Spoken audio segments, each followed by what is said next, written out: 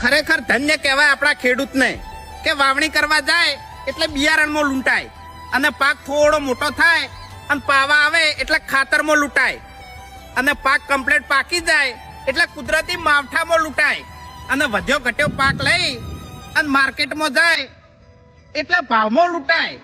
એટલે તો કહેવાય છે કે ખેડૂત જગતનો તાત.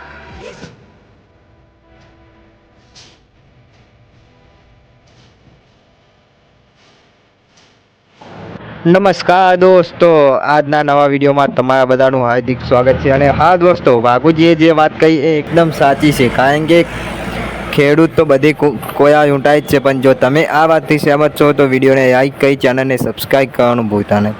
તો દોસ્તો, અમારી ચેનલ એ ગુજરાતીમાં તમારા બધાનું હાર્દિક સ્વાગત છે અને હું અને તમારા તો આજે આપણે લઈને આવી ગયા આપણા ખેડૂત તો જોરદાર જોવામાં આવી છે. જો કોમેન્ટ્સમાં જણાવી દેજો. પસંદ આવે વિડીયોને લાઈક કરતા જજો. તો દોસ્તો, વાઘુજી દ્વારા કહેવામાં આવી વાત 100% સાચી છે, કારણ કે બિયારણ લેવા જાય ત્યારે પણ ખેડૂતો લૂંટાય છે, ખાતર લેવા જાય ત્યારે ખાતરના ભાવ પણ વધારે, એમાં પણ ખેડૂતો લૂંટાય છે. અને જો પાક તૈયાર થઈ ગયો હોય અને તૈયારી હોય ત્યારે કુદરત દ્વારા માવઠું એટલે કે વરસાદ પડે ત્યારે પણ ખેડૂતને બહુ જ નુકસાન જાય છે.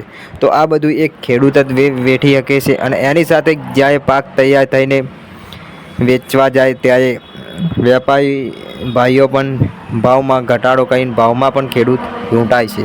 તો દોસ્તો, આ વાત એકદમ સાચી છે, કારણ કે આ બધું ખેડૂત જ વેઠી શકે, બીજા કોઈની તાકાત નથી. કારણ કે દોસ્તો, જ્યારે આપણે કોઈ જગ્યાએ જમવા બેઠા હોય અને જમવામાં હાથમાં કોઈ કોળીઓ ચીનવીએ તો આપણને કેવું થાય, સેમ ખેડૂત ભાઈઓ સાથે પણ એવું જ થાય છે. જ્યારે બધી કોઈ બધું તૈયાર થઈ જાય છે ત્યારે જ કંઈક ને કંઈક આફત આવે અને ખેડૂત ભાઈઓને નુકસાની તરફ થઈ જાય છે. તો આ વેઠવાની તાકાત ખેડૂત સિવાય બીજા કોઈનામ નથી, કારણ કે 4 મહિનાની મહેનત એક દાડામાં પૂરી થઈ જાય છે.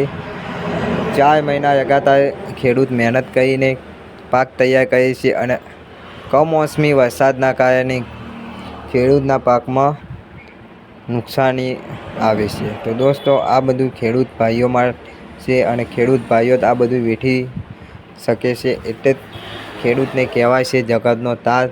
તો દોસ્તો, વિડીયો તમને કેવો લાગ્યો એ કોમેન્ટમાં અવશ્ય જણાવજો અને નવા વિડીયો માટે અમારી ચેનલને સબસ્ક્રાઈબ પણ કરી દેજો. હવે મળીશું નવા વિડીયોની સાથે, નવી અપડેટ સાથે. ત્યાં સુધી આવજો અને કોઈ ભૂલ થઈ હોય તો માફ કરી દેજો.